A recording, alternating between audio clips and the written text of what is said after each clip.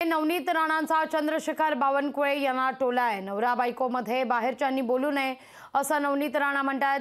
रवी राणा यांच्या मर्जीनुसार निर्णय घेतील असं देखील नवनीत राणा यांचं म्हणणं आहे। दरम्यान एक दिवस नवनीत राणांचं रवी राणांना भाजपमध्येच आणतील, नवनीत राणाच रवी राणांना भाजपमध्ये आणतील असं वक्तव्य बावनकुळे यांनी केलेलं होतं। त्याला आता नवनीत राणांनी प्रत्युत्तर दिलंय। एक दिवस नवनीत जी घरात आदेश देतील आणि राणाजींना सुद्धा मोदींच्या नेतृत्वामध्ये आज नाही उद्या कधीतरी मी आज कधीच म्हणणार नाही। मी आपल्याला एवढंच म्हणू शकते, मी रवी राणाची बायको म्हणून आपल्याला सांगते की मी ज्या पक्षामध्ये भारतीय जनता पार्टी मध्ये आज कार्यकर्ता म्हणून आहे, माझे नेते अमित शहाजी, मोदीजी आणि देवेंद्रजी आहे।